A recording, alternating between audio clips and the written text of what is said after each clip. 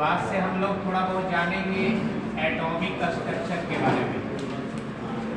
Atomic structure, परमाणु संरचना उद्देश्य।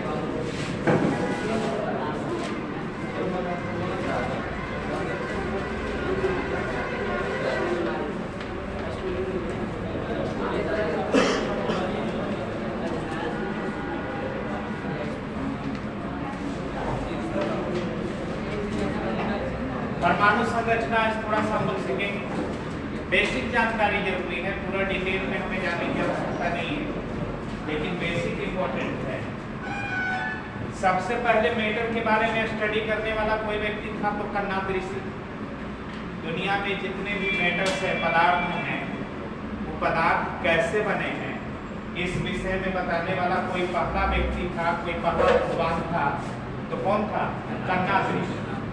तो हम लोग पॉइंट वाइज सारे बात को लिखेंगे, पॉइंट वाइज लिखेंगे। यही पॉइंट आपको याद रखना है, यही पॉइंट्स के माध्यम से आप आंसर देकर आइएगा, क्योंकि वहाँ थ्योरी नहीं आएगी, वहाँ पर तो कोई पॉइंट आएगा, ठीक है ना? तो पॉइंट वाइज हम लोग काम करेंगे।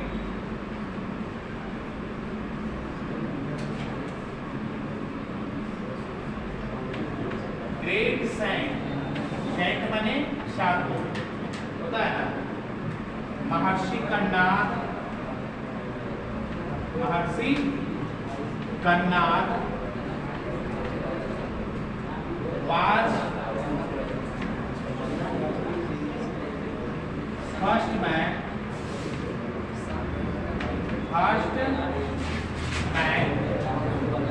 who told about matter, who told about a structure of matter,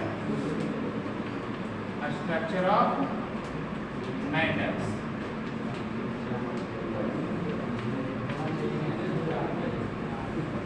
महान महर्षि कन्नाद ऋषि, कौन सा?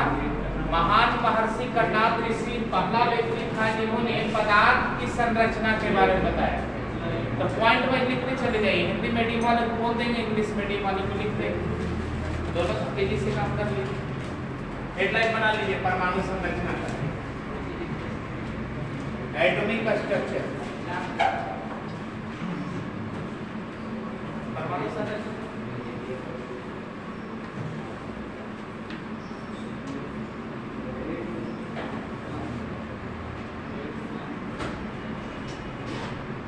साइंटिस्ट नहीं थे महर्षि कन्नाद, सेंट थे, साधु थे, महात्मा थे।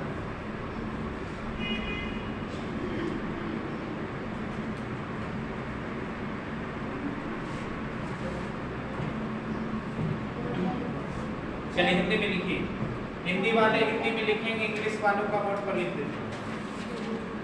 देखिए, महान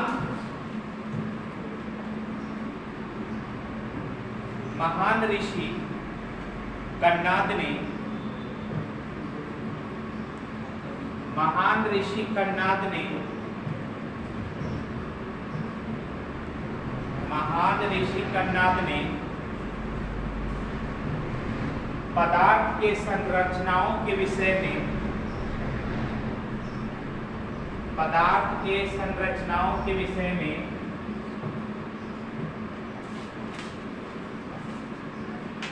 संरचनाओं के विषय में सर्वप्रथम जानकारी प्रस्तुत किया, सर्वप्रथम जानकारी प्रस्तुत किया।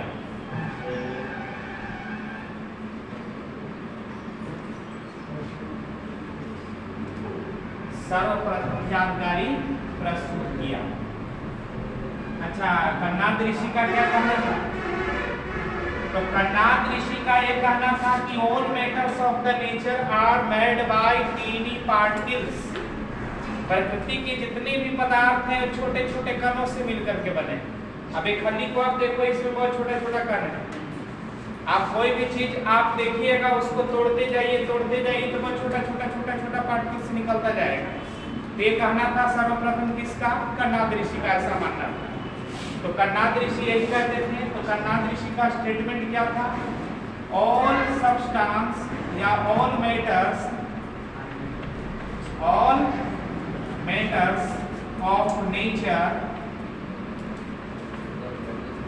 nature are made by a large number of tiny particles, a large number of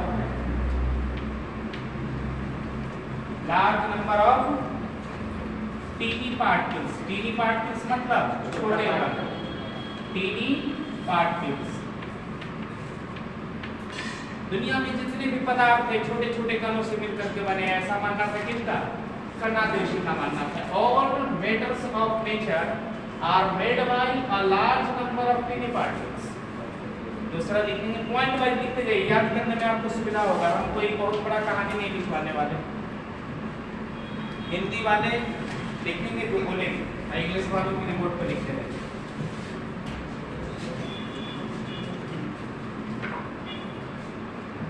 कर्नाद ऋषि के अनुसार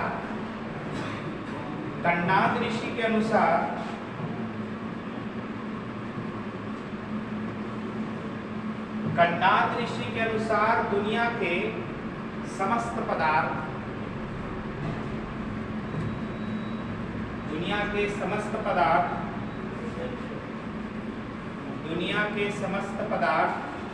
असंख्य सूक्ष्म कणों से मिलकर बने हैं। असंख्य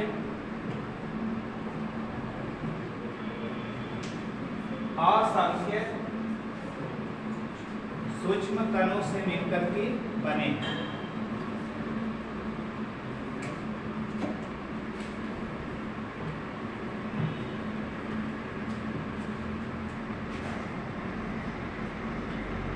कर्नाद ऋषि ने ये सारी बात बताई। दुनिया में जितने भी पदार्थ बने छोटे छोटे कणों से मिलकर के बने हैं। उस वक्त उन्होंने इस बात का जिक्र किया था जब दुनिया को कलम का भी नसीब नहीं हुआ था, यानी दुनिया ने कलम का भी आविष्कार नहीं किया था। उस वक्त विज्ञान को जन्म दे दिया था भारत में। सोच लो, इतना बड़े बड़े विद्वान हमारे, आज भी हमारे विज्ञान उन धर्मों से बहुत पीछे है। जितना टेक्नोलॉजी उस वक्त था, कल्पना करो उस समय जो आज भी जो खुदाई होती है, कहीं पर अवशेष मिलते हैं, कहीं पर कोई रचनाएं मिलती हैं, उसको देख करके आंखें फटी की फटी रह जाएगी। आश्चर्यचकित रहेंगे कि इतनी खूबसूरत कलाकृतियां कैसे किया करते थे उस जमाने में लोग, जब उनके पास बढ़िया से कोई औजार मौजूद नहीं था, कोई टेक्नोलॉजी नहीं था। आप देख लीजिए सूर्य मंदिर को ही देखो, एकदम लेटेस्ट उदाहरण है। सूर्य मंदिर की जो संरचना है, क्या आज की विज्ञान में वो ऐसा मंदिर बना पाना संभव है? नहीं लगता। उतनी सटीक स्ट्रक्चर, अब इतनी खूबसूरत कलाकृतियां पत्थर पर खींच करके उस जमाने में बना था, जिस जमाने में लोगों को चलने के लिए साइकिल भी नसीब नहीं था। तो विज्ञान बहुत पहले से, हमारे हिंदुस्तान, हमारा जो भारतवर्ष है, इसमें विज्ञान बहुत पहले से है। विज्ञान का हम लोग एक नया रूप देख रहे हैं। विज्ञान का बहुत विराट रूप गुजर चुका है, उसके छोटे छोटे अंशों को हम लोग देख पा रहे हैं। ठीक है ना? यही बात आपको किसने बोला था? डाल्टन्स ने। क्या बोला था? डाल्टन्स का एटॉमिक मॉडल क्या है? तो अकॉर्डिंग टू डाल्टन महोदय का यह भी कहना था कि दुनिया में जितने भी पदार्थ हैं वो अत्यंत छोटे छोटे कणों से मिलकर बने। अब एक कण आकार में गोलीय है, अब इतने सूक्ष्म है कि ना तो इन्हें हम तोड़ सकते और ना इतने सूक्ष्म कण हम स्वतः बना सकते हैं। यानी डाल्टन महोदय का क्या कहना था? जो बात कर्नाद ऋषि कहते हैं, उनकी बातों को दुनिया ने नहीं माना, क्योंकि संत महर्षि और साधु संत की बात को लोग मानता नहीं। लेकिन जब डाल्टन ने इसी बात को कहा तो लोगों ने मानना शुरू कर दिया। संत की बात को ना माना, विज्ञान की बातों को मानना शुरू कर दिया। बात वही है, लेकिन ऋषि के मुंह से निकले तो झूठ है और विज्ञान के मुंह से निकले तो सच है। ये हमारी मान्यता है। तो डाल्टन महोदय का भी यही कहना था, according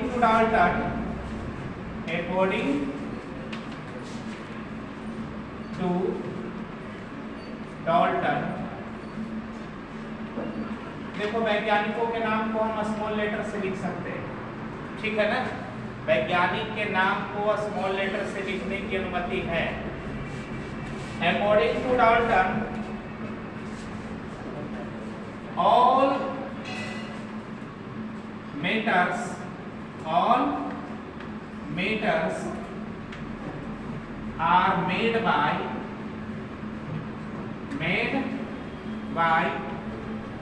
very small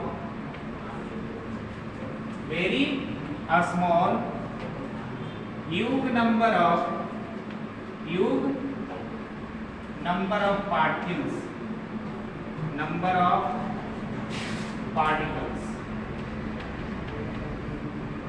which is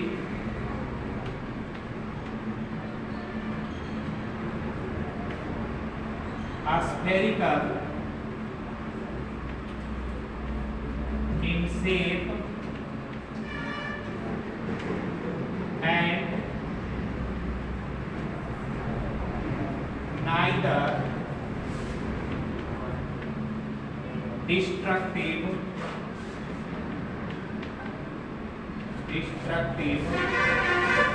nor creative। यही डाल्टन का कहना था। डाल्टन महोदय का ये कहना था कि दुनिया में जितने भी पदार्थ हैं छोटे छोटे कणों से मिलकर बने। एक कण आकार में गोलीय है, कैसा है? स्फेरिकल है। स्फेरिकल इनसे आकार में कण कैसे है? गोला जैसे। आप छोटा सा कण तोड़ोगे तो कण कैसा दिखने में लगेगा? गोल दिखेगा। आपके पास कोई ऐसा तरीका टेक्नोलॉजी हो जिससे इसके कणों को आप बढ़िया से देखना चाहते हो तो ये कण कैसा दिखेगा? एक स्फीयर जैसा दिखेगा, लिटिल बॉल से दिखाई देगा। तो वही उनका कहना था।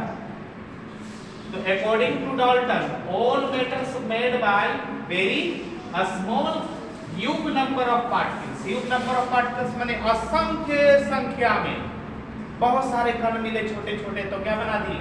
पदार्थ। अब ये पदार्थ, ये जो कण है वो कैसे हैं? तो स्फेरिकल है। और कैसे हैं?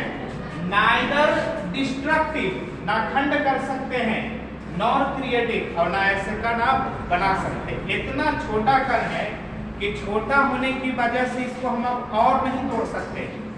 बहुत छोटा चीज होगा तो उसको तोड़ना संभव नहीं होगा, ऐसा मानना था डाल्टन महोदय का। और ना इतना छोटे कण हम मनुष्य बना सकते हैं, यानी हमारे ह्यूमन नेचर के विरुद्ध में हम चाहकर के भी इतना छोटा कण नहीं बना सकते। इतना छोटा आकार है कि ना तो इतना छोटा कण हम बना सकते हैं और ना इतने छोटे कण को हम खंडित कर सकते हैं। ये मानना था किनका? डाल्टन का। यह डाल्टन्स एटॉमिक थ्योरी के नाम से जाना जाता है। क्या नाम दिया जाता है इसको? Dalton's atomic theory. तो इसमें आपको छोटा सा सवाल ऑब्जेक्टिव के रूप में आ सकता है कि डाल्टन के परमाणुवाद के अनुसार, वाद माने सिद्धांत होता है, परमाणु विभाज्य कण है कि अविभाज्य कण है? तो क्या बोलेंगे? अविभाज्य कण। इनको तोड़ नहीं सकते। दूसरा पॉइंट आप लोग लिखेंगे, डाल्टन के अनुसार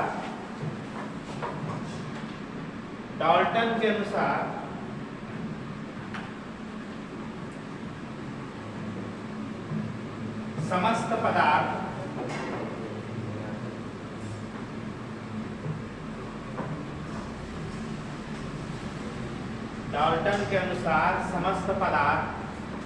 असंख्य सूक्ष्म कणों के रूप में, असंख्य सूक्ष्म कणों से बने हैं, असंख्य सूक्ष्म कणों से मिलकर बने हैं, असंख्य सूक्ष्म कणों से मिलकर बने हैं।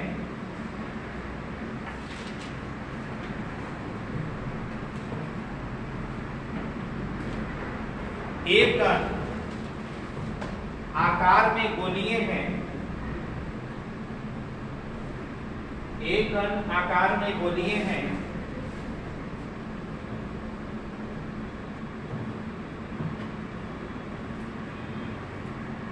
एक कण आकार में गोलीय हैं और इन्हें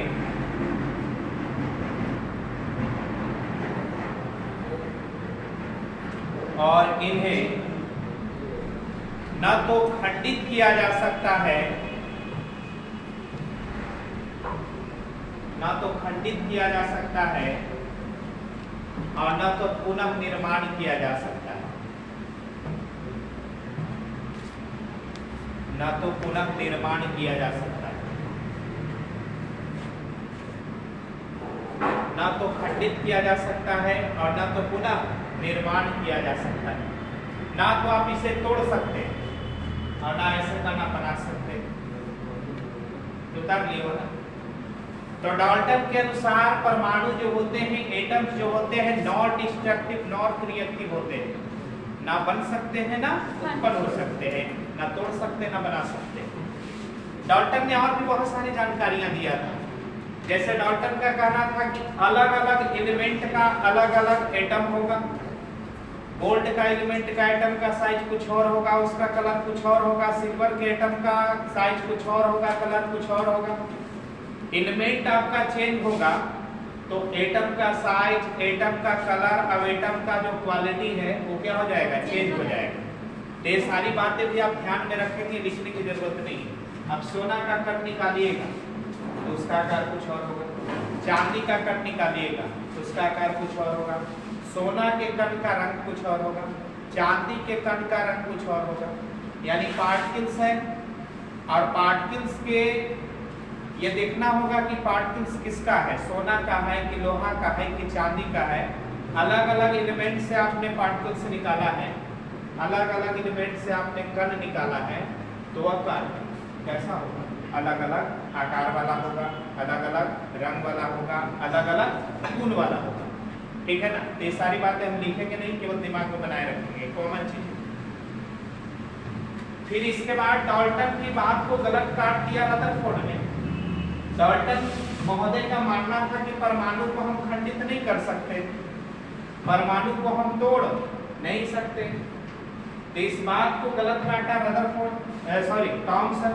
कौन काटा? Thompson.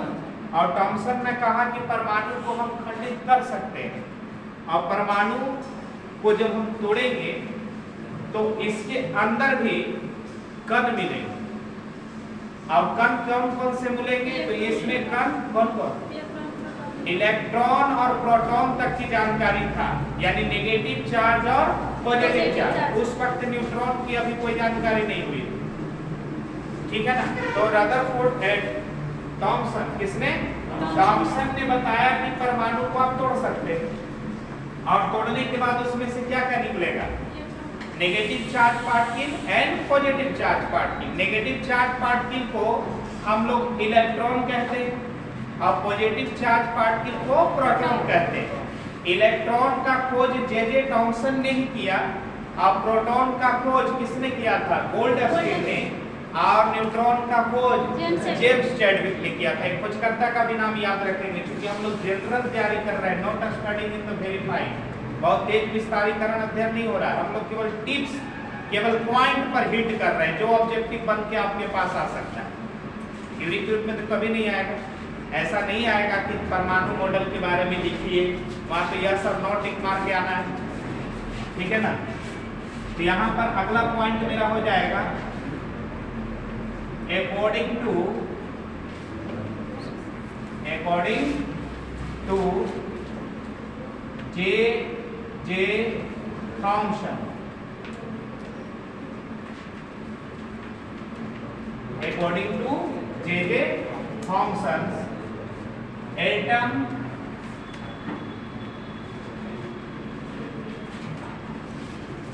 may be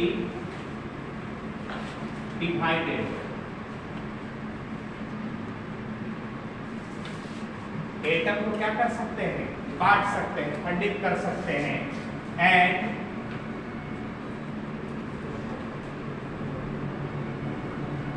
after dividing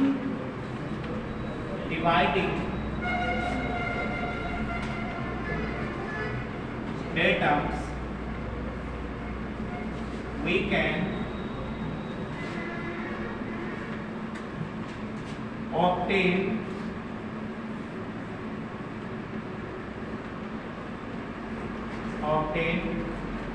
negative charge particle and positive charge particle in same number but arbitrary या random configuration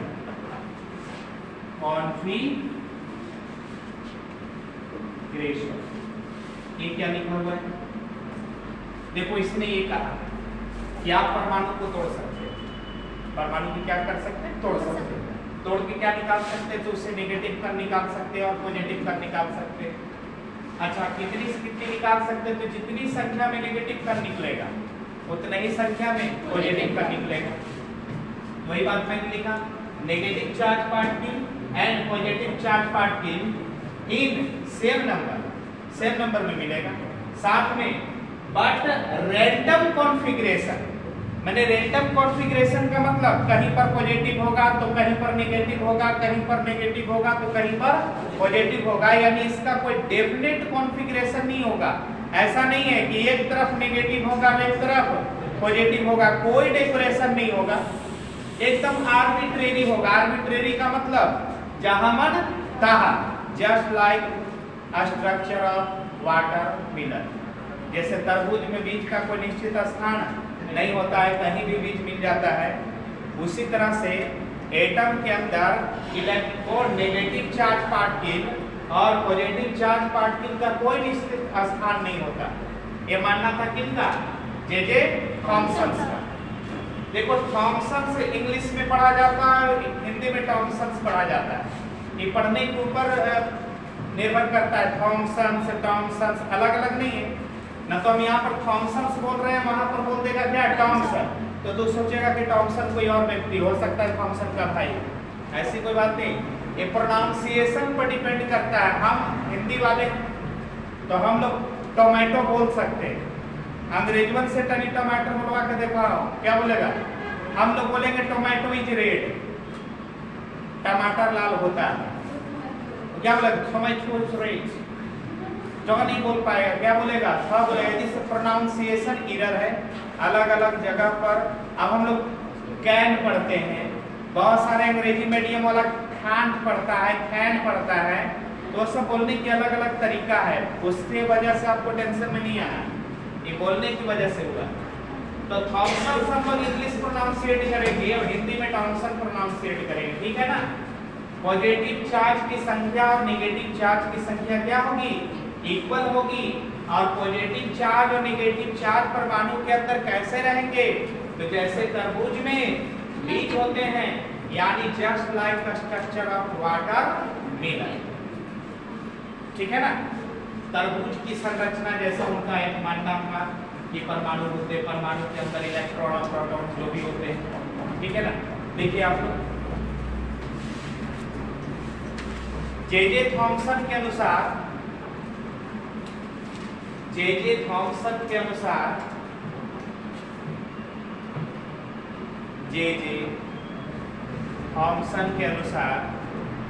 परमाणु को विभाजित किया जा सकता है।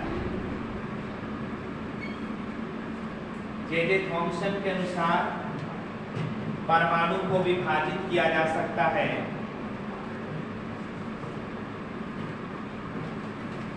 परमाणु को विभाजित किया जा सकता है और इनके विभाजन से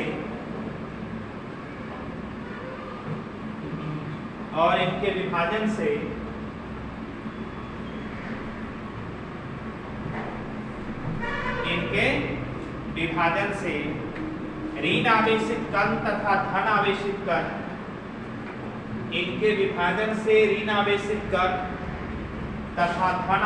कण,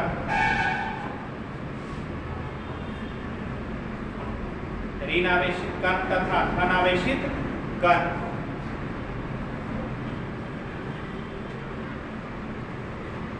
की प्राप्ति होती है।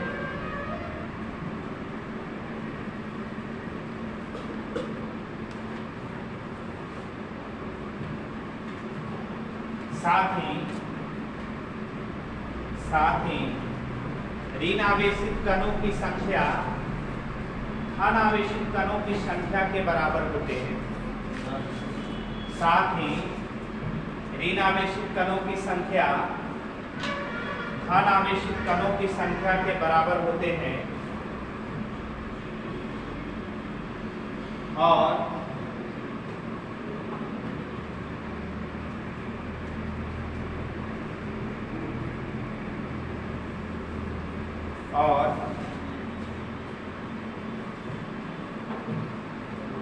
परमाणु के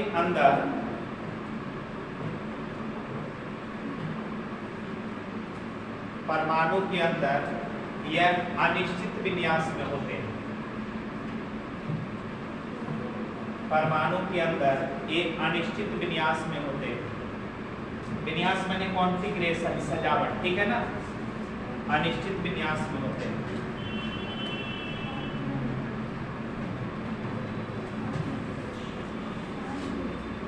थॉमसन परमाणु मॉडल में कौन से मॉडल को कंपेयर में किया गया था?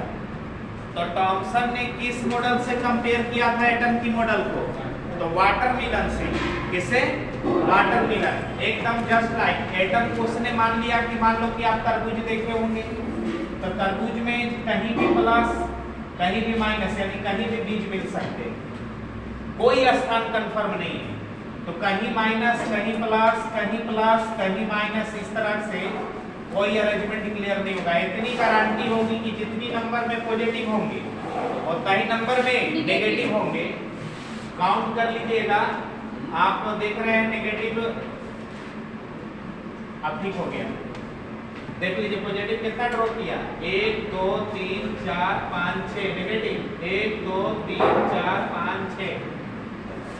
तो एटॉमिक जो है, एटम स्ट्रक्चर जो है, एटॉमिक स्ट्रक्चर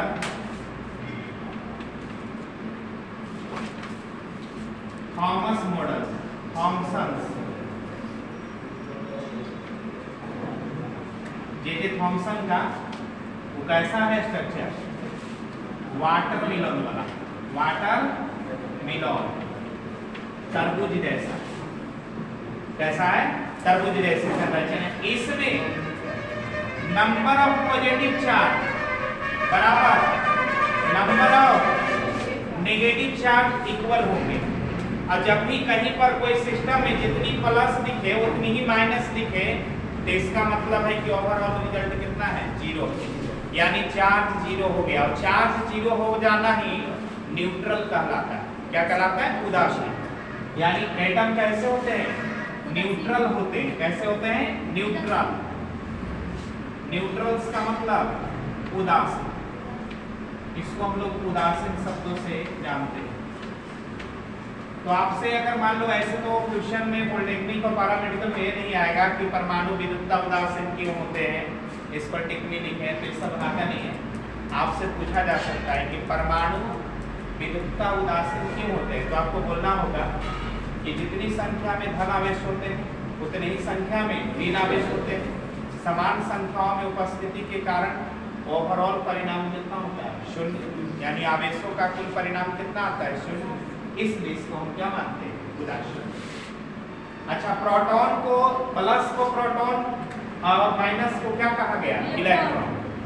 प्रोटॉन का खोज किसने किया? खोजकर्ता के नाम हम लोग थोड़ा थोड़ा किनारे लिखेंगे बाद में। ये रही कहानी किसकी? J Thomson. जे थॉमसन के परमाणु मॉडल को गलत काटा था रदरफोर्ड ने, और उसने एक एक्सपेरिमेंट किया था। बहुत पतला सोने का पत्ता लिया और बहुत पतला सोने के पत्ते के ऊपर चारों तरफ से सिल्वर आयोडाइड या सिल्वर का परत चढ़ा दिया। एक विशेष प्रकार का पत्ता लिए, बहुत पतला परत था उसके पास। पत्ता समझते हो ना? मैंने ऐसे थिन पेपर देखते हैं आप, थिन पेपर से भी पतला मान लो, उतना पतला सोने का पत्थर लिया और इसके चारों तरफ एक पर्दा लगा दिया, ठीक है ना। पर्दा में जहां तहां छिद्र कर दिया। क्या कर दिया था? छिद्र। क्यों छिद्र किया था, इस बात को समझो थोड़ा सा। ऐसे एक्सपेरिमेंट में ज्यादा कुछ लिखवाएंगे नहीं, केवल दिमाग में आपको बैठ जाए, इसलिए हम पहले तो उतारिए तो तेरी से फिर बताते हैं।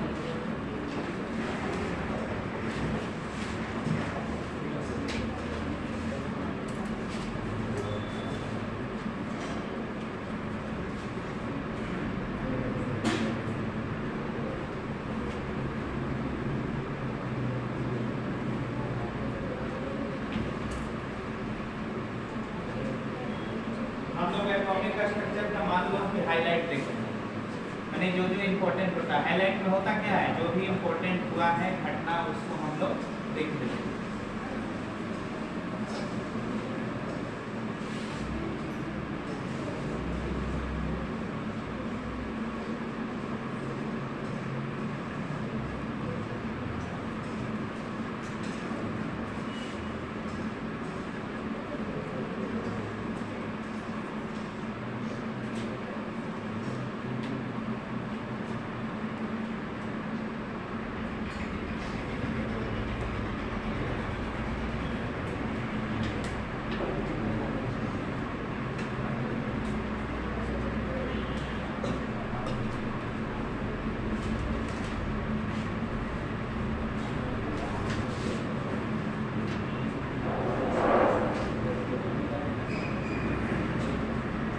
आप लोग एक एक्स्ट्रा काम कर सकते हैं। एक्स्ट्रा काम आपको हम ये सौंप रहे हैं कि आप चाहें इसका सन ईस्वी तय कर सकते हैं कि डाल्टन ने कब अपना एटॉमिक थ्योरम दिया था, थॉमसन ने कब दिया था, रदरफोर्ड ने कब दिया था। ये सन ईस्वी आप चाहें तो किताब से या गूगल से जहाँ भी आपको जो सुविधा मिले वहाँ से लिख करके अपना ज्ञान सीमा को बढ़ा सकते हैं। हालांकि इसका संबंध विज्ञान से नहीं, आपको पॉलिटेक्निक से नहीं, ऐसा सवाल नहीं पूछा जाता है कि डाल्टन ने परमाणु सिद्धांत कब प्रतिपादित किया था, कब एक्सपेंड किया था, ऐसा कभी सवाल नहीं आता। ये सब जीके और जीएस को केवल स्ट्रॉन्ग बनाने के लिए हम लोग करते हैं। तो नॉलेज आ जाए तो गंदी बात नहीं है, ठीक है। देखिए रदरफोर्ड ने इस सिद्धांत पर अंगुली उठाया था, गलती किया था, कहा था कि ये सिद्धांत गलत है। हाँ, हम मानते हैं, रदरफोर्ड ने कहा कि हम मानते हैं कि परमाणु को तोड़ा जा सकता है। ये भी मानते हैं कि परमाणु में धनावेश का कण है और ऋणावेश का कण है। यहाँ तक हम बिल्कुल आपके पक्ष में है। किसके पक्ष में है? थॉमसन के पक्ष में। लेकिन ये बात मानने से उसने इनकार कर दिया कि जो ऋणावेश का कण और धनावेश का कण तरबूज में फैले बीज के समान आप बता रहे हैं, ऐसी बात नहीं है। मैंने थॉमसन का मानना था कि परमाणु में जो कण है, ऋणावेश का कण हो चाहे धनावेश का कण हो, जहां मन तहां मिल रहा है, उसकी बात को मानने से इनकार कर दिया। कहा कि ऐसा नहीं है, जितना भी धनावेश है वो बीच में सेंट्रॉइड है। कहा है? बीच में केंद्रित है और ऋणावेश इसके चारों तरफ परिभ्रमण कर रहा है। ऋणावेश इसके चारों तरफ परिभ्रमण कर रहा है। धनावेश कहाँ है? सेंटर में फिक्स है। ये मानना था किसका? रदरफोर्ड का। अब इसने एक एक्सपेरिमेंट से इस बात को स्पष्ट किया, दुनिया वालों को समझाया कि प्रयोग से देखिए मैं ऐसा क्यों कह रहा हूं। उसने बहुत पतला सोने का पत्थर लिया, बहुत पतला सोने का पत्ता लिया। इस सोने का पत्ता ही क्यों लिया? लोहा चांदी तांबा का क्यों न लिया? तो मैं बता दूं, सोने की भी एक सबसे बड़ी प्रॉपर्टी क्या है? सोना में बहुत ज्यादा इलास्टिसिटी होता है, बहुत ज्यादा उसमें फैलने का होता है। इसलिए तो 1 ग्राम 2 ग्राम के हम लोग आभूषण बना लेते हैं। 10 ग्राम के खूब बढ़िया कान में के गहना बन जाता है। 10 ग्राम बोले तो एक भर, 10 ग्राम क्यों बोलते हैं? 1 तोला, 1 भर। अब आप लोग भाई सोना का सामान खरीदते होंगे तो ये सब तो पता ही होगा। 10 ग्राम, अब 10 ग्राम की ऐसे अगर 10 ग्राम के लोहे का कोई चीज बना हो तो फट जाएगा, उतना फैल नहीं पाएगा, वैसा आकार नहीं दे पाइएगा। सोना को उसको बहुत आसानी से फैला करके और बहुत खूबसूरत आकार दे सकते हैं। आप बहुत लोगों को देखे होंगे पहने हुए बहुत मोटा मोटा सोना के चेन, देखने में लगेगा कि आधा किलो का पहले होगा, हाथों में लेगा तो लगता है कि 10 से 20 ग्राम का, मैंने 1 से 2 भर का। इसलिए ऐसा है क्योंकि जो हाई इलास्टिक होता है। हाई इलास्टिक का मतलब बहुत ही ज्यादा इसमें फ्लेक्सिबिलिटी होती है, बहुत ज्यादा इसमें फैलने का गुण होता है। इसलिए उसने पतले सोने को पत्थर के रूप में उठाया और इसके चारों तरफ एक पर्दा लगा दिया। और पर्दा जो लगा था वो जिंक सल्फेट का था, जिंक सल्फाइड का था। किसका था? ZnS। इसके चारों तरफ पर्दा लगा दिया। एक पत्थर ऐसे रखा हुआ है, देखो ऐसे रखा है तो केवल ये वाला हिस्सा दिखा रहे हैं। हम लोग जो भी डायग्राम बनाते हैं उसमें हम निर्णय लेते हैं कि कौन सा डायग्राम बनना चाहिए। तो जो आपके सामने दिखता है उसी को हम ड्रॉ करते हैं।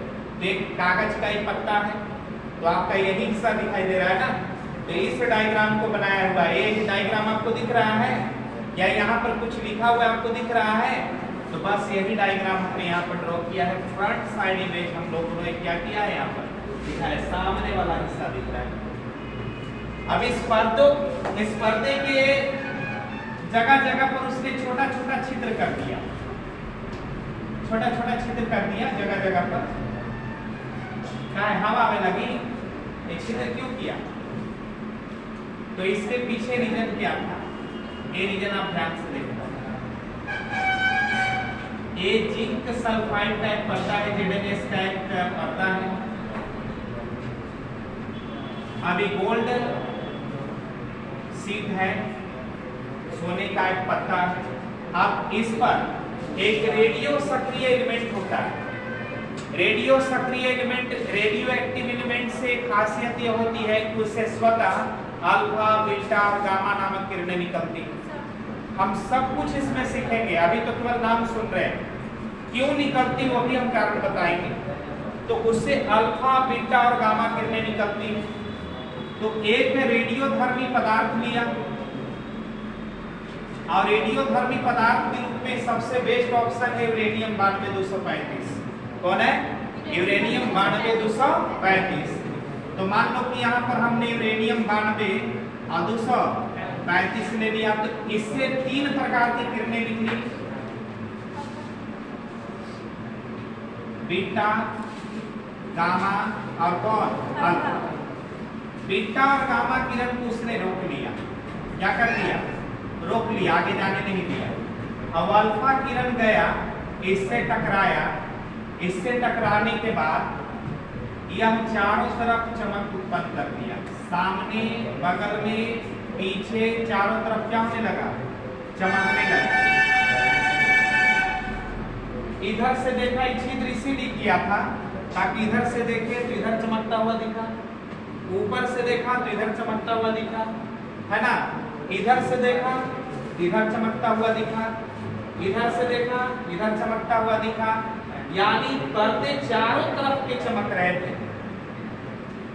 तो उसके दिमाग में बहुत सारे एग्जाम्पल्स आने लगे कि अगर ऐसा होता, उसने पहली बात सोची कि अगर अल्फा किरणें पार कर जाता तो केवल आगे का पर्दा चमकता, एक अगल बगल का पर्दा क्यों चमक रहा है। तो उसने बोला कि हो सकता है कि पर्दा अल्फा किरणें अधिकांशता पार हो रहा है, जिससे आगे का पर्दा चमक रहा है।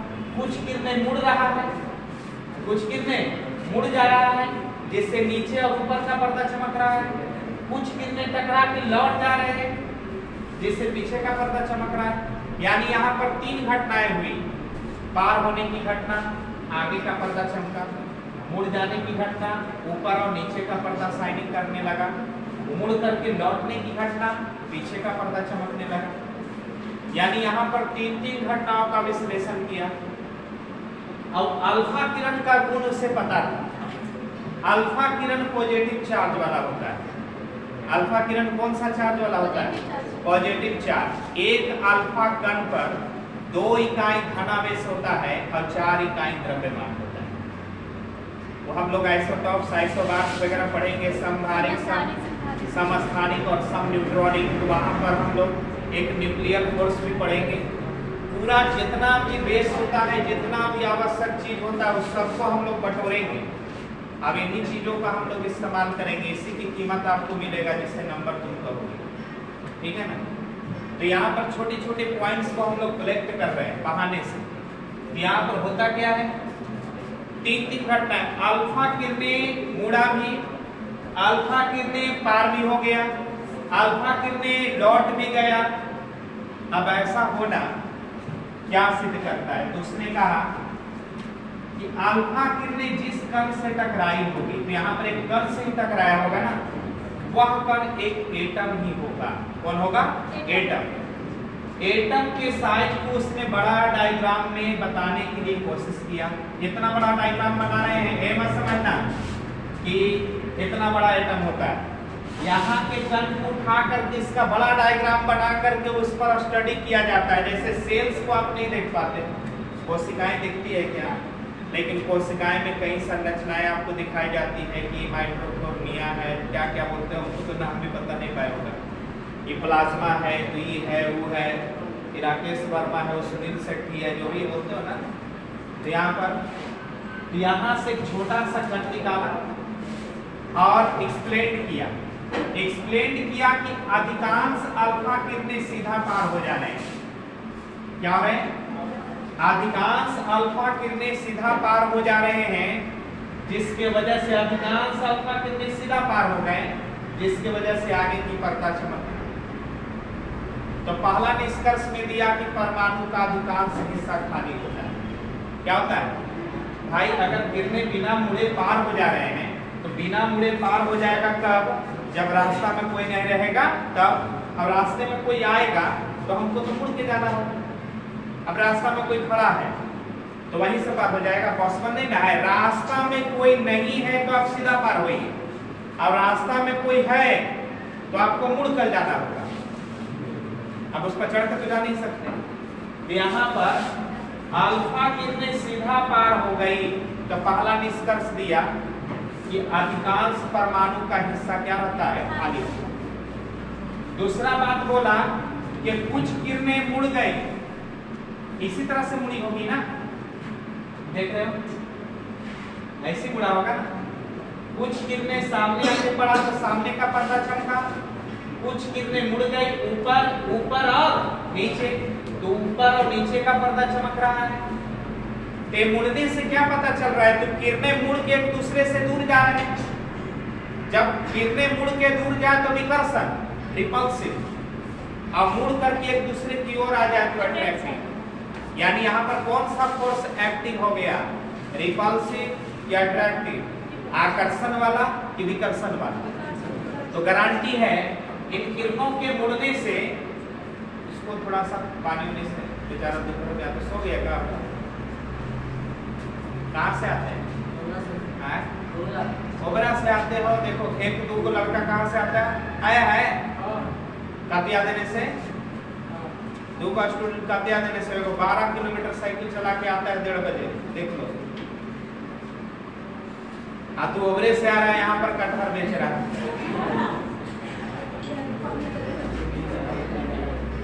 मैंने गर्मी मान रहे, अभी का जो माहौल है अभी सुस्त माहौल होता है।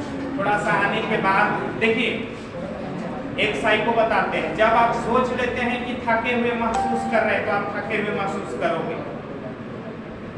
एकदम साइकोलॉजिकल, एक हमने किताब में पढ़ा था, आपको 5 मिनट देना चाहेंगे, थोड़ा सा इससे कुछ सीखने के लिए मिल जाए तो अच्छी बात है। एक किताब में पढ़ा था द सेक्रेट किताब। हम इस तरह की किताबें पढ़ने में दिलचस्पी रखते हैं। सानिया मिर्जा की कहानी पढ़ के हमको कुछ मिलेगा नहीं, है ना, लेकिन हम ऐसे किताबों को पढ़ते हैं जिससे हमें कुछ सीखे। और विपरीत स्थिति जब समय खराब हो तो हमको कोई सिखा सकता है, तो ये किताब सिखाता है। तो उसमें पढ़ा था एक व्यक्ति साइकोलॉजिकली बीमार हो गया। साइकोलॉजिकली बीमार समझते हो? साइकोलॉजिकली बीमार हो गया कैसे? उसको लगा कि हम अब कमजोर हो गए, तो डॉक्टर के पास गया। बहुत अमीर आदमी था।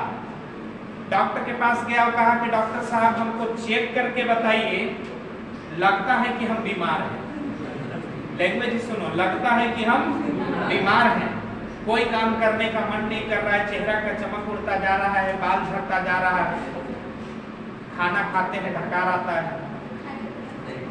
जो भी बात है उसने पूरा एकदम दुखड़ा सुना दिया डॉक्टर महोदय को।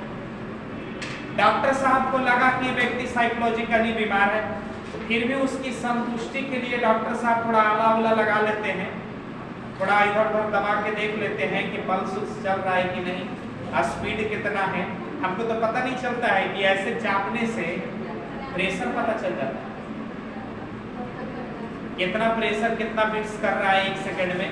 तो सब जो भी जांच कर ली, और जांच करने के बाद कहे कि आपको नॉर्मल कमजोरी है, कुछ 2-4 को दवाई दे दी, कहे कि इसको टाइम से खाइएगा, और सस्ता वाला दवाई लिखती है। अब व्यक्ति को जब सस्ता वाला दवाई मिला ना, तो दवाइयां ले जाकर के मन से खाता नहीं था। कहते लगता है कि डॉक्टर साहब हमारा मन से देखे नहीं कहा 10-5 रुपया का दवाई लिख दिया हरियर लाल पियर, ये मतलब फिर 2 दिन 3 दिन खाया, तीसरा दिन फिर पहुंच गया, कहा कि डॉक्टर साहब हमको ऐरा गैरा नथु खेरा मत समझिए, हम अरबपति हैं, बहुत अमीर आदमी है, पैसा की चिंता मत कीजिए, हमको लगता है कि हम बीमार हैं, हमको कुछ बढ़िया क्वालिटी का दवाई लिखिए ताकि हम पहले जैसा फिट हो जाए। डॉक्टर साहब तो मन में समझ गए कि ये है मुल्हा, इसको एकदम भर लाट का चूना लगाना पड़ेगा, ऐसे नहीं मानेगा, बिना लम्हर टीका दिए इसको पता नहीं चलेगा कि इसके साथ पूजा पाठ हो गया है। तो उसने कहा कि ठीक है हम थोड़ा बढ़िया से जांच करते, खूब बढ़िया से जांच उच किया, और जांच उच करने के बाद थोड़ा इस बार दाम बढ़ा करके थोड़ा ज्यादा एग्रेसिव और प्रोटीन की दवाई लिख करके दे दिया, फिर भी उसको दाम कम लगा, और फिर जाकर के 4 दिन कम दवा मैंने मन से नहीं खाया, फिर 5वां दिन पहुंच गया, डॉक्टर साहब देखिए अब फिर हम आपके यहाँ नहीं दिखाएंगे, आपका बहुत नाम सुने हैं लेकिन आप बढ़िया से हमको इलाज नहीं कर रहे हैं, हम लगता है कि बीमार। अब डॉक्टर साहब को तब कहें कि ऐसे ना मानेगा, कहा कि देखिए आपकी जो बीमारी है इसको ठीक करने के लिए हम कह नहीं पा रहे, आपको जो बीमारी हम कहना नहीं चाह रहे हैं। तब वो अंदर से डर गया, ऐसा कैसन बीमारी है कि बताने में ही मतलब डॉक्टर डर रहा है।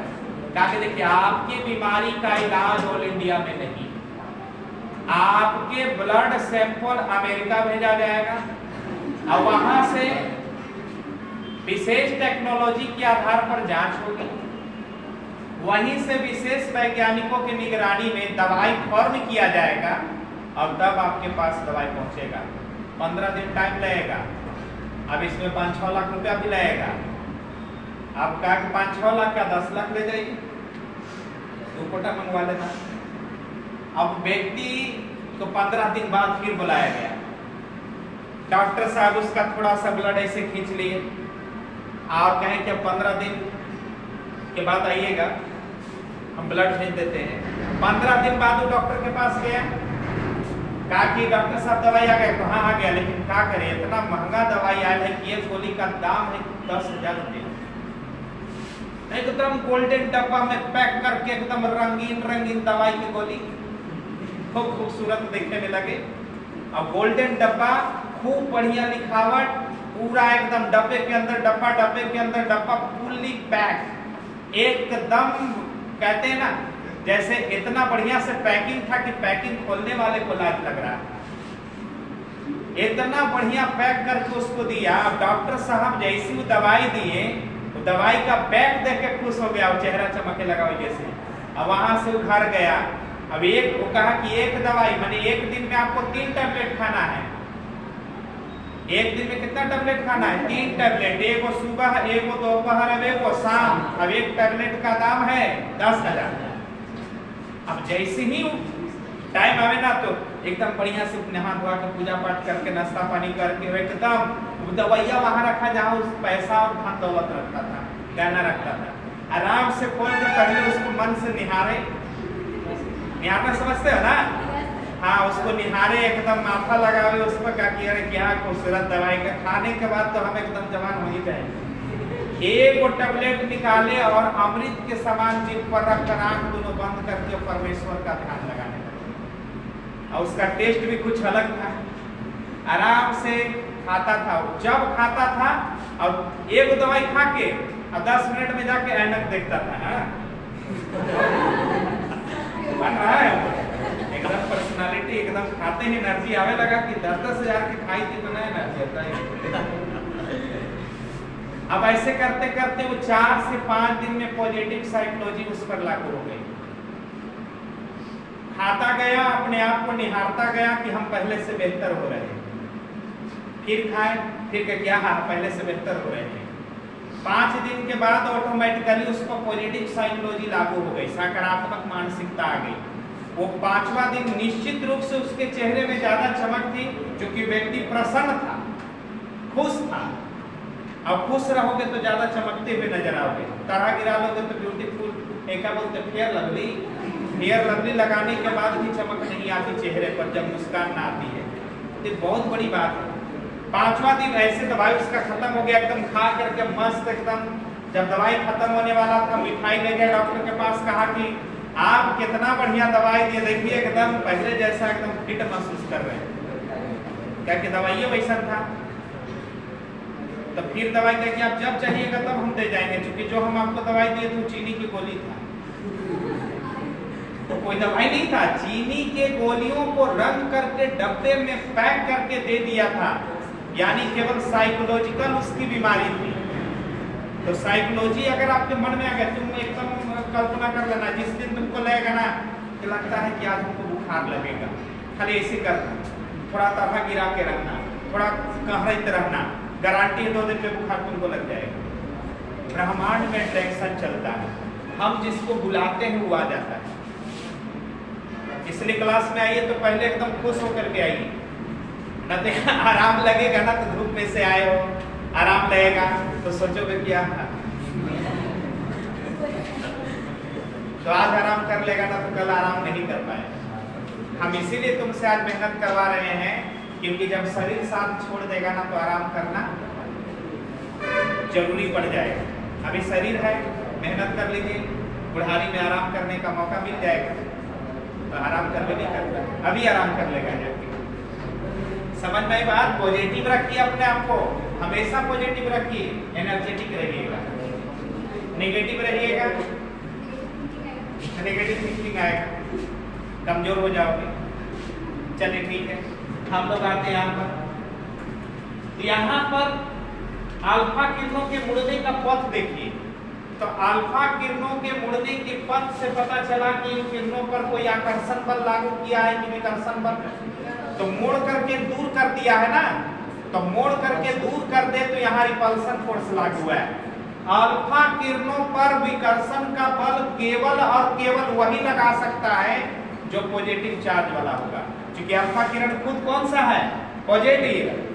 तो इसके आसपास में कोई पॉजिटिव आया होगा तब ना, ये वाला पॉजिटिव चार्ज एकरा धसोर दिया है ने, एकरा धसोर दिया है ने, विकर्षण। धसोरना समझते हो ना, हमें तो गांव के एकरा मोड़ दिया इधर। ये भी एक जो किरण आया पॉजिटिव वाला था, तो किरण पॉजिटिव वाले के पास जैसे गया, इसको विकर्षण बल मार के इधर मोड़ दिया। अच्छा, ये भी किरण जैसे इसके नजदीक से गया, विकर्षण बल इसको लगा के मोड़ दिया इधर।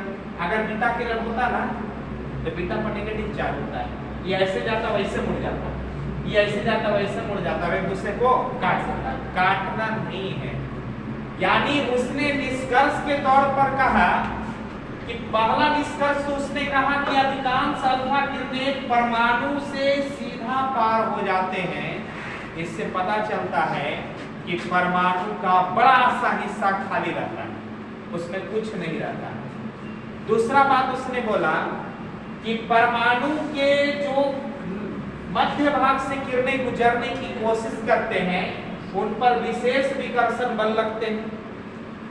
विकर्षण बल की वजह से हम मुड़ करके ऊपर और नीचे की ओर डाइवर्ट कर जाते हैं। इनके विकर्षण बल लगने से यह पता चलता है कि बीच में ही कहीं ना कहीं पॉजिटिव चार्ज मौजूद है। और देखा कि कुछ किरणें एकदम जो बीच से गुजरा वो टकराया और लौट के पीछे आया, तो ऐसा गया, टकराया और लौट के पीछे आ गया। तो लौट के पीछे आ जाना इस बात की पूर्ण गारंटी बन गई कि पॉजिटिव चार्ज कहीं नहीं था, कहाँ था? बीच में था। तो ये कंक्लूजन उसने रदरफोर्ड ने दिया, और रदरफोर्ड ने परमाणु को 2 हिस्से में डिवाइड कर दिया। कितने हिस्से में डिवाइड कर दिया? एक हिस्सा का नाम रख दिया नाभिक, अब एक हिस्से का नाम रख दिया ऑर्बिट या सेल, कक्षा। नाभिक वह हिस्से का नाम पड़ा जिसमें संपूर्ण पॉजिटिव चार्ज इन्वॉल्व था, और कक्षा उसका नाम पड़ गया जिस पर इलेक्ट्रॉन यानी नेगेटिव चार्ज घूम रहा था। ठीक है ना, तो इस पर इलेक्ट्रॉन मूवमेंट में रहेगा। ये रहा रदरफोर्ड का एक्सपेरिमेंट। रदरफोर्ड एक्सपेरिमेंट में सोने का बहुत पतला शीट होता है, gold sheet, gold sheet, gold का बहुत। अब यहाँ पर जेडएनएस का पर्दा होता है, क्या होता है? जेडएनएस का पर्दा इसलिए रखते हैं ताकि थोड़ा सा भी चमक आएगा ना तो यह दिखा देगा, इसकी सेंसिटिविटी आ जाएगी। और यहाँ पर रेडियो एक्टिव एलिमेंट्स होता है। कौन होता है? रेडियो एक्टिव एलिमेंट्स, विद्युत धर्मी तत्व बोलते हैं। हाँ, रेडियो एक्टिव एलिमेंट, रेडियो धर्मी, ठीक है ना। ये है आपका रदरफोर्ड गोल्ड लीफ एक्सपेरिमेंट, इसको बोलते हैं, स्वर्ण पत्ती का प्रयोग। तो रदरफोर्ड ने कितने परमाणु के कितने हिस्से को डेवलप किया था? 2 हिस्से। एक का नाम था न्यूक्लियस, अब एक का नाम था शेल या ऑर्बिट, ठीक है। न्यूक्लियस क्या होता है? तो nucleus central part of the atom होता है, इन विच ऑल पॉजिटिव चार्ज लाई, जिसमें सारे के सारे पॉजिटिव चार्ज क्या करते हैं? पाए जाते हैं। अब इलेक्ट्रॉन्स एक स्फेरिकल पाथ पर या सर्कुलर पाथ पर मूवमेंट करता है, चलता है, घूमता रहता है, उसका नाम क्या पड़ जाता है? शेल, ठीक है ना। तो यहां पर आप चाहें तो 2 बात लिख सकते हैं, रदरफोर्ड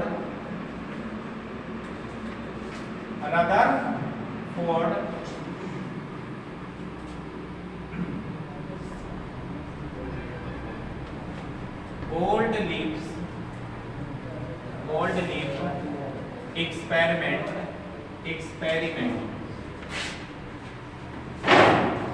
समझते हो ना? हाँ, प्रयोग। रदरफोर्ड गोल्ड लीफ एक्सपेरिमेंट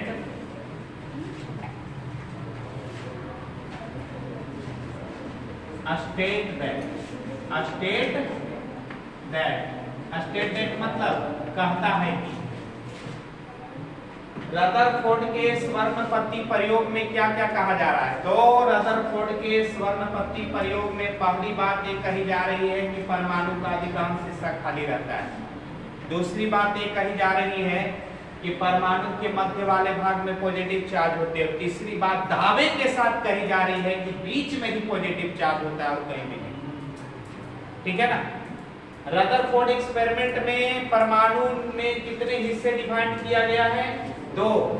इसमें 2 हिस्से डिवाइड किया गया। पहला हिस्सा का नाम क्या पड़ा? पहला हिस्सा का नाम पड़ा न्यूक्लियस, और दूसरा हिस्सा का नाम क्या पड़ गया? शेल। क्या नाम पड़ गया? Shell, SHALL, shell. CLL मत लिखना, वो शेल दूसरा हो जाएगा, A वाला शेल, ठीक है ना। शेल को हम लोग ऑर्बिट्स कह देंगे, कोई प्रॉब्लम नहीं होगा, चलेगा। ऑर्बिट्स भी कह सकते हैं, ऑर्बिट्स, ठीक है ना। चलिए इसमें लिखिए थोड़ा हिंदी मीडियम वाला। फिगर उतारना चाहोगे? याद रहेगा, हालांकि फिगर उतार लोगे तो ये याद रहेगा, क्योंकि कहानी हम बता रहे हैं, लिखवा तो बहुत कुछ नहीं रहे। फिगर बना लीजिए और यहाँ 2 लाइन लिख लो, पूरा कंप्लीट हो, बना लीजिए फिगर।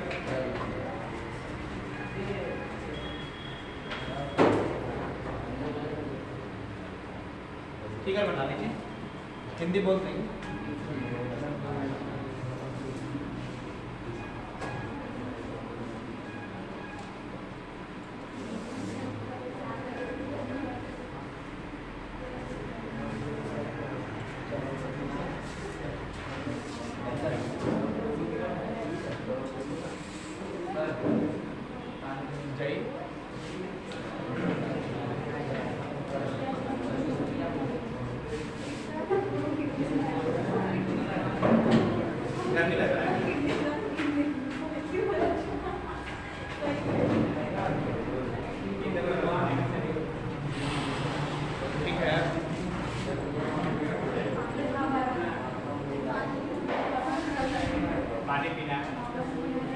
ज्यादा गर्मी लग रहा है, देखो तो हम दिन भर पढ़ाते रहते हैं, कभी जमहोर कभी कारा। भी यहाँ से देखो जमहोर से आ रहे हैं, आप तो तुमको भी बनाना है ना। लोहा लोहा इसलिए है क्योंकि कभी वो पिघला था, कभी वो गला था, कभी जला था, ऐसे लोहा नहीं बना था। अब अभी आप लोग स्ट्रॉन्ग बनाइए, स्ट्रॉन्ग नहीं बनाओगे ना तो बीमारियां शरीर कर जाएगा। हमारे साथ एक प्रॉब्लम ये है कि जिस दिन हमारा क्लास नहीं रहता है, छुट्टी में रहते हैं, उस दिन एकदम गारंटी है कि हमको तबीयत खराब रहेगा, खाना नहीं बचेगा। सी भारी लगेगा, देहात में पेन रहेगा। लेकिन खाना, हाँ उससे हम कम खाना खाते हैं, लिक्विड ज़्यादा पीते हैं। कोल्ड ड्रिंक ये सब लोग इसका शौकीन है, कोल्ड ड्रिंक ज़्यादा पीते हैं। हाँ तो कटोरा लेके बैठा नहीं, अपन वाला बात मत बताइए, हम ऐसा नहीं करने वाले। ना बेचारी बोल रही है कि देखिए सर वो हम ऐसा यूज किए थे, कटोरा लेके बैठे थे, तो बड़ी संख्या में पैसा, आप ऐसा नहीं करें।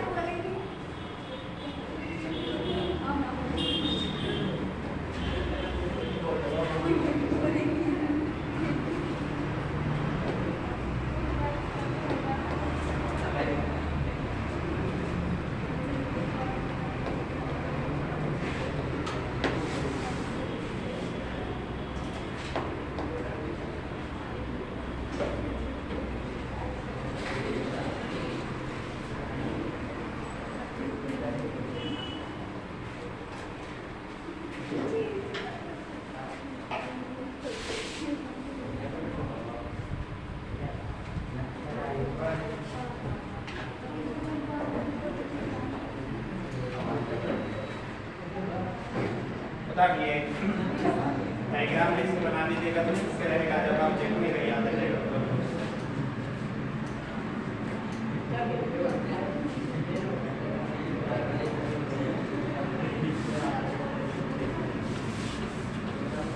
चित्र बना लिए,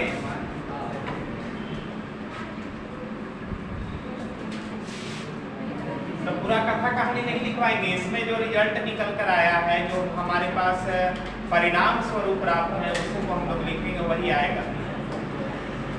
कहानी तो सुनिए नहीं, याद तो हो जाना चाहिए। कहानियां ऐसे भी हम लोग सुनते तो याद हो जाता है।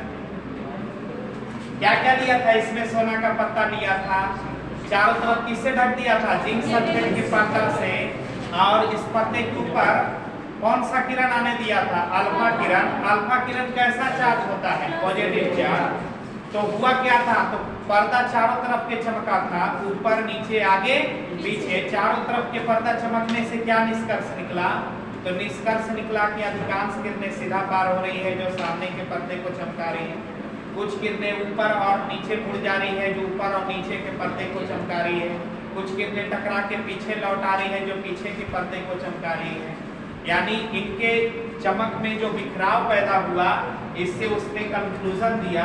कंक्लूजन में दिया कि परमाणु का अधिकांश हिस्सा खाली होता है, परमाणु के बीच में आसपास में पॉजिटिव चार्ज होते हैं।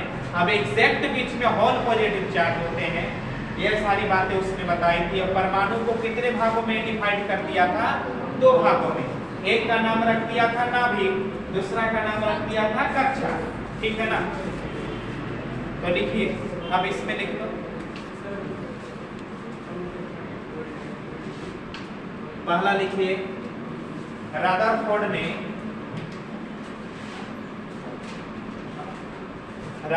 ने स्वर्ण पत्ती प्रयोग के माध्यम से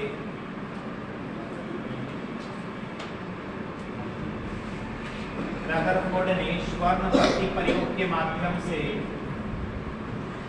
स्वर्ण पत्ती प्रयोग के माध्यम से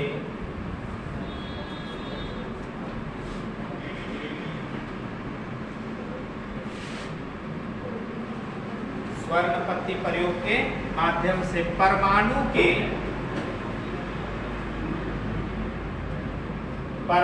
के 2 महत्वपूर्ण हिस्सों की जानकारी प्रस्तुत किया।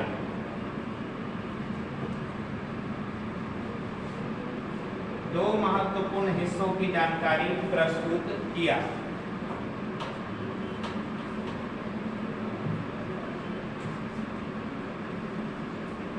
जानकारी प्रस्तुत किया। इंग्लिश में भी लिख लीजिए, Rutherford's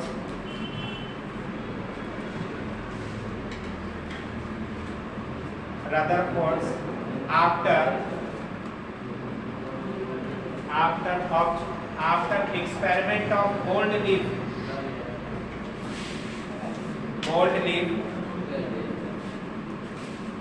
he told that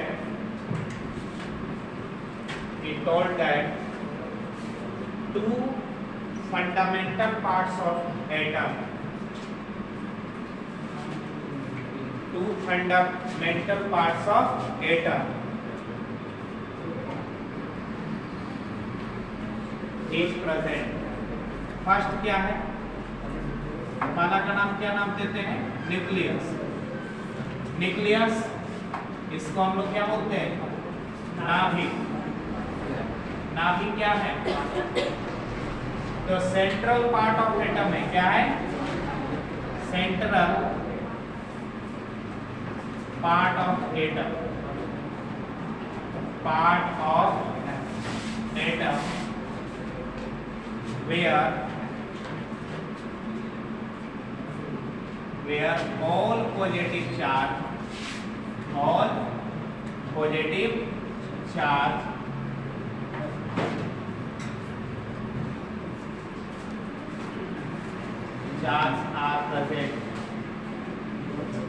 present.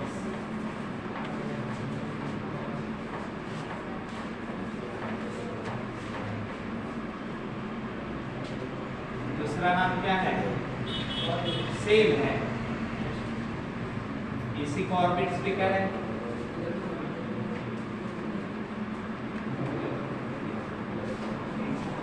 A circular path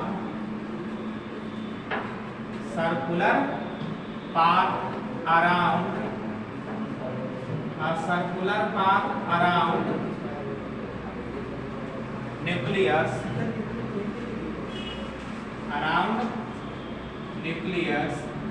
where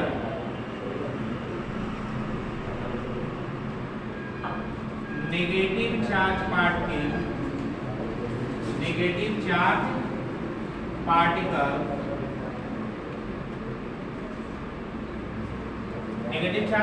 बोले तो इलेक्ट्रॉन ना revolves around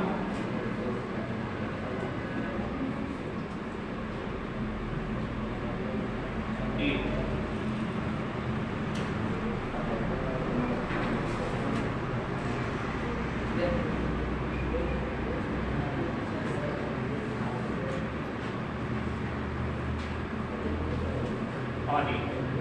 एक छोटा सा डायग्राम भी आप लोग बना लेना.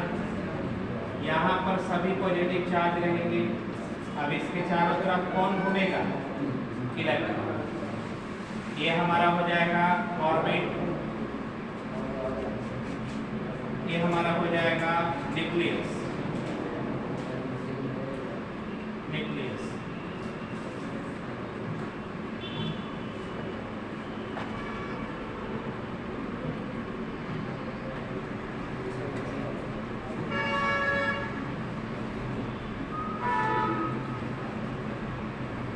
रदरफोर्ड के एटॉमिक मॉडल में गलतियां निकाला नील्स बोर, और उसने भी इसमें बात को गलत काटा. उनका मानना था कि इलेक्ट्रॉन, रदरफोर्ड का मानना था कि इलेक्ट्रॉन इसके चारों तरफ कंटिन्यूअस मोशन में रहेगा, अनंत काल तक मोशन में रहेगा. तो उसने कहा, लोगों ने भी कहा कि इलेक्ट्रॉन इसमें लगातार चक्कर काटता रहेगा.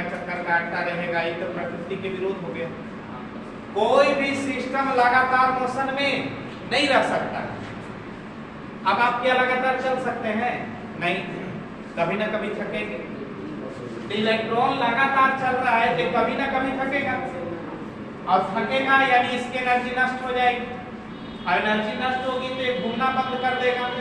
अच्छा, घूमना बंद कर देगा तो सेंट्रीफ्यूगल फोर्स अचानक जीरो हो जाएगा. देखिए, कोई भी चीज सर्किल पर घूमती है ना, तो वहां पर दो को फोर्स अपीयर होता है. एक सेंट्रीपिटल, अब एक सेंट्रीफ्यूगल.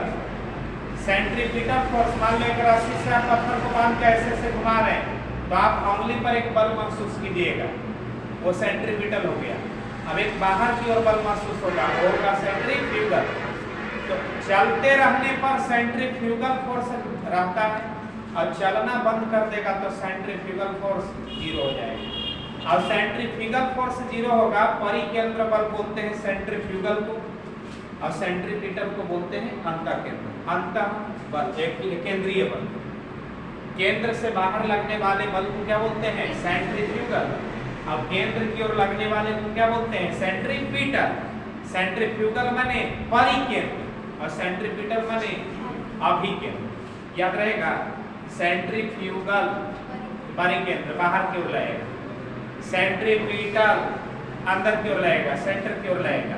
ये दोनों बैल, एक जन में बैल बोल रहे हैं, बोलते बोलते कभी बैल उड़ार में बोला जाता है, इन लोग के चलते करते बोला। हम तो कटोरा पर ध्यान चलाएंगे, ना पढ़ेंगे तो कटोरा पर ठीक मतलब मांगना पड़ेगा, पढ़ना होगा ना। तो देखिए, सेंट्रीपिटल और सेंट्रीफ्यूगल जब आपस में इक्वल होते हैं तो सर्किल पर घूमते रहते हैं। अगर यह घूमना बंद करेगा तो सेंट्रीफ्यूगल समाप्त हो जाएगा और सेंट्रीपिटल रह जाएगा, तो ये अंदर की ओर बल रह जाएगा, बाहर वाला बल समाप्त हो जाएगा। तो होगा क्या कि धीरे धीरे धीरे धीरे अंदर की ओर खिंचाते खिंचाते खिंचाते खिंचाते नाभिक से टकराएगा, अब अस्तित्व नष्ट हो जाएगा। जब तक ये घूमता रहेगा तब तक अंदर का बल और बाहर का बल इसको संतुलन बनाए रखेगा। क्या करेगा? संतुलन बनाए रखेगा। मौत का कुआं में आप लोग देखे होंगे बाइक को चलाते हुए, तो बाइक का स्पीड जैसे स्पीड बढ़ाएगा, जब तक वो अपना स्पीड बनाए रखा है तब तक वो गोल गोल घूमता रहेगा। अचानक ब्रेक मार देगा ना तो नीचे गिर जाएगा। देख तो दीवालवा पर चला देता है, कुआं जो होता है कुआं जैसा बना हुआ रहता है, उसके दीवालवा पर चला देता है। किसके कारण? सेंट्रीफ्यूगल फोर्स के कारण। किसके कारण? अब अचानक बाइक रोक दे या स्पीड कम कर दे तो सीधा वो नीचे गिर जाएगा। तो वही हाल इसमें भी होगा। अगर ये घूम रहा है तो रदरफोर्ड का मानना था कि इलेक्ट्रॉन लगातार घूमता रहता है। तो लॉज ऑफ नेचर बताती है, प्रकृति का सिद्धांत बताता है कि दुनिया जहान में कोई भी सिस्टम अनंत कालों तक ऊर्जावान नहीं रहेगा। यहाँ तक कि तारों की भी ऊर्जाएं सीमित है, वो भी जन्म लेते हैं, अब एक निश्चित सीमा तक अपना ऊर्जा देने के बाद ऊर्जा हो जाते हैं, समाप्त हो जाते हैं। तारों का भी जन्म होता है, सूर्य का भी अंत होगा कि नहीं होगा? आज नहीं हो, करोड़ों वर्ष बाद हो, लेकिन ऐसा नहीं है कि सूर्य का अंत होगा ही नहीं। ये ब्रह्मांड डिस्ट्रक्टिव है, जन्मा है, तो क्या होगा? मरेगा। तारों का भी जन्म होता है, उसकी भी एनर्जी एक निश्चित सीमा तक रहती है, अब एक निश्चित सीमा के बाद एनर्जी समाप्त हो जाती है, उसका भी विलुप्तीकरण हो जाता है, तारा ब्रह्मांड से क्या हो जाते हैं? गायब हो जाते हैं। तो यहाँ पर इलेक्ट्रॉन लगातार चलते रहेगा तो इसका भी एनर्जी लॉस होगा। अब एनर्जी लॉस होगा तो यह धीरे धीरे रुक जाएगा, और रुकेगा जैसे ही तो यह अंदर आकर के नाभिक से क्या करेगा? टकरा करके नष्ट हो जाएगा। तो रदरफोर्ड के परमाणु मॉडल में भी दोष था। रदरफोर्ड को क्या दोष निकाला गया? तो रदरफोर्ड को कहा गया कि रदरफोर्ड भाई, आप बोल रहे हैं कि इलेक्ट्रॉन लगातार घूम रहा है, ये तो संभव नहीं है, युक्ति संगत नहीं है, नॉट कॉम्प्रिहेंसिव, यह हमारे लायक नहीं लग रहा है। इलेक्ट्रॉन अगर लगातार घूमेगा तो इसकी कभी ना कभी एनर्जी तो लॉस होगी, एनर्जी लॉस होगी या तो नष्ट हो जाएगा। दूसरी गलती उसने या वैज्ञानिकों ने बताया कि आप क्या कहना चाहते हैं, अगर मान लो 10 इलेक्ट्रॉन है तो 10 इलेक्ट्रॉन एक ही रास्ते पर घूमते रहेंगे, कि कुछ एक रास्ते पर घूमेगा, दो चार को और अलग रास्ता बनाएगा वहां घूमेगा, दो चार को और अलग रास्ता बनाएगा वहां पर घूमेगा। क्या सारा इलेक्ट्रॉन एक ही पथ पर घूमेगा? यानी रदरफोर्ड महोदय को कक्षाओं की संख्या पता नहीं था। ऐसे सर्किल जैसा कितने कक्षा होगा ये रदरफोर्ड भाई को पता नहीं था। तीसरी गलती यह थी कि रदरफोर्ड को यह भी पता नहीं था कि किस कक्षा में कितना इलेक्ट्रॉन रहेगा। जब कक्षे पता नहीं था कि कितने सेल्स हो सकते हैं तो वहां से इलेक्ट्रॉन उनको कैसे पता हो जाता कि पहला कक्षा में केवल इलेक्ट्रॉन घूमेगा। अब जैसे सोलर सिस्टम को देखो, सूर्य बीच में, अच्छा सूर्य के चारों तरफ घूमने वाले 8 ग्रह क्या एक ही कक्षा में घूम रहे हैं? सबका अलग अलग कक्षा है, एक ही कक्षा में घूमता तो मामला और कुछ हो जाता।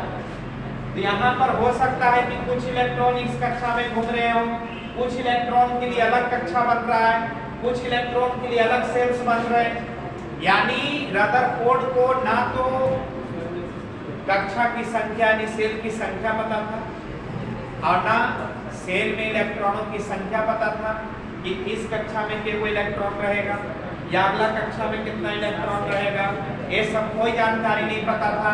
और अदर पोर्ट को ये भी नहीं पता था कि इलेक्ट्रॉन लगातार घूमेगा तो क्यों घूमेगा। इलेक्ट्रॉन लगातार घूमेगा ये बात सही है, तो क्यों घूमेगा। और जब तक आप किसी प्रश्न के क्यों का उत्तर नहीं दे पाते हैं तो लोग उसको गलत ही करते हैं। इलेक्ट्रॉन लगातार घूमेगा ये सच है, जैसे सूर्य के चारों तरफ पृथ्वी अनंत कालों से घूम रही है, अभी भी घूम रही है। ऐसा नहीं कि 5-6 साल बाद थक जाएगी, वो घूम रही तो घूमते रहेगा। तो क्यों घूमेगी, तो उसके पीछे एक फिजिक्स का सिद्धांत है। वो सिद्धांत ये है कि जब भी कोई सर्किल पर घूमेगा तो सेंट्रीपिटल फोर्स के द्वारा वर्क डन 0 होगा और सेंट्रीफ्यूगल फोर्स का भी वर्क डन कितना होगा, 0 होगा। यानी यहाँ पर घूमते हुए सर्किल पर घूमने के लिए क्या शर्त है, तो सर्किल पर घूमने के लिए शर्त है कि सेंट्रीपिटल फोर्स और सेंट्रीफ्यूगल फोर्स आपस में इक्वल होना चाहिए। अब एक ही रास्ते पर घूमता रह जाएगा। अब दोनों बल मिलने के बावजूद भी टोटल वर्क कितना होता है, 0।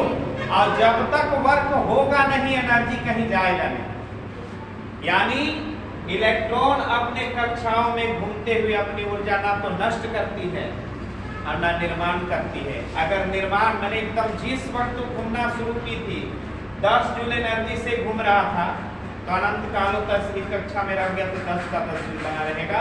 एनर्जी ना तो बढ़ेगा ना तो एनर्जी घटेगा, यह फिक्स एनर्जी लेवल में रहता है, इसीलिए अनंत काल तक चक्कर काटती है। ठीक है ना। तो इस बात पर पूरा विश्लेषण नील्स बोर ने किया था। किसने किया था, नील्स बोर का मानना था। नील्स बोर एटॉमिक स्ट्रक्चर सबसे इंपॉर्टेंट और एप्लीकेबल माना जाता है। हालांकि नील्स बोर के सिद्धांत को भी वैज्ञानिकों ने गलत काटा है। अब इसके बाद समरफील्ड एक्सटेंशन आए थे, समरफील्ड, नील्स बोर के बाद समरफील्ड, फिर आया आपको पॉली, फिर आए हुंड, टकला, बेलमुंड, सब आ जाएंगे। तो बहुत सारे वैज्ञानिक आएंगे। बोला एटॉमिक स्ट्रक्चर एक बहुत दिलचस्प कहानी, हम लोग देखेंगे कम सीखेंगे ज्यादा, ये बात हम लोग करेंगे। तो सेल ऑर्बिट्स ये सभी क्या होते हैं, रदरफोर्ड के एटॉमिक स्ट्रक्चर में क्या क्या दोष था, तो ऐसे दिमाग बनाए रखना। अगर सवाल में आ जाता है कि क्या रदरफोर्ड को कक्षाओं में इलेक्ट्रॉनों की संख्या की जानकारी थी, तो जवाब देंगे नहीं। क्या रदरफोर्ड को यह पता था कि किस कक्षा कितनी कक्षाएं होंगे, तो जवाब देंगे नहीं। केवल ये पता था कि इलेक्ट्रॉन कक्षाओं में घूमेगा, कि वो कक्षा होगा उसको पता नहीं था। इसके बाद नील्स बोर और ब्यूरी दोनों आए, दोनों मिलकर के सिद्धांत बनाए, एक योजना बनाया जिसका नाम पड़ा बोर ब्यूरी स्कीम।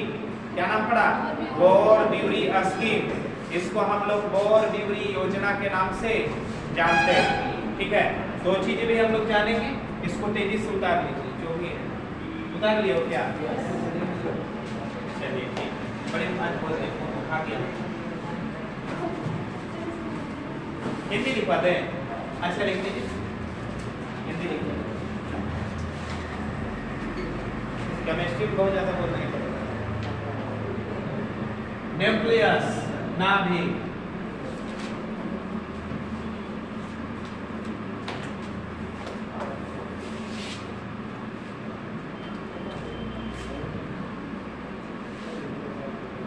बोले देखिए परमाणु का वह केंद्रीय भाग, परमाणु का वह केंद्रीय भाग जिसके अंदर, परमाणु का वह केंद्रीय भाग जिसके अंदर समस्त धनावेशित कण मौजूद होते हैं। परमाणु का वह केंद्रीय भाग जिसके अंदर समस्त धनावेशित कण मौजूद होते हैं, समस्त धनावेशित कण मौजूद होते हैं, नाभिक कहलाते हैं,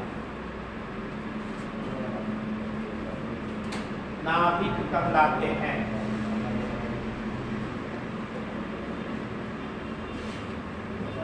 दूसरा लिखिए, सेल ऑर्बिट्स कक्षा,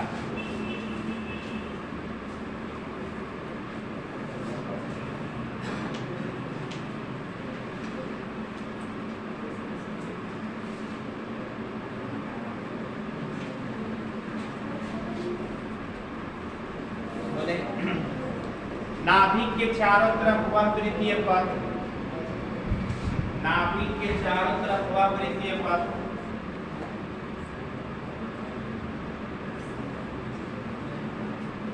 वह वृत्तीय पथ जिस पर ऋण आवेशित कण, नाभिक के चारों तरफ वह वृत्तीय पथ जिस पर ऋण आवेशित कण,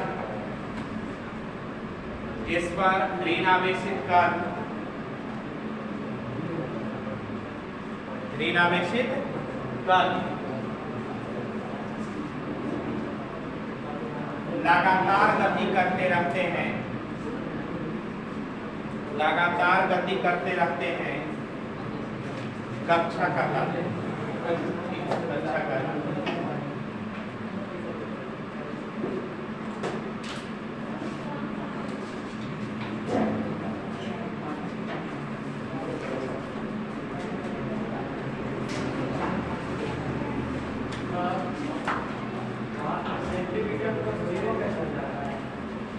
सेंट्रीपिटल फोर्स जीरो नहीं, सेंट्रीफ्यूगल फोर्स जीरो होगा। कब?